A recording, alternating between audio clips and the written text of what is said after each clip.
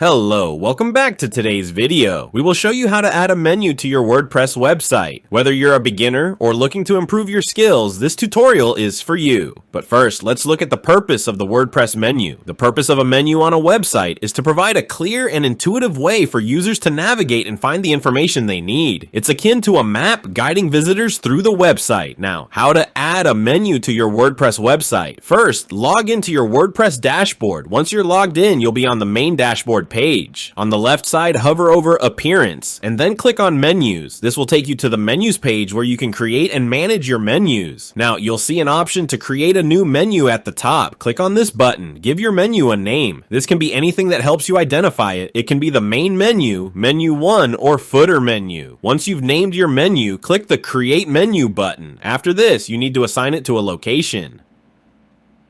Under Menu Settings, you'll see Options. Check the appropriate box and click Save Menu. It's time to add items to the menu. On the left, you'll see options like Pages, Posts, Custom Links, and Categories. To add a page, simply check the box next to the page you want to include and click Add to Menu. The selected page will appear on the right in your menu structure. On your menu structure, you can add more items from the custom links, posts, or categories. If you need more pages on your menu, you can simply create them. For instance, let's say Contact Us page. All you need to do is go back to the dashboard and click on Pages to select Add a New Page.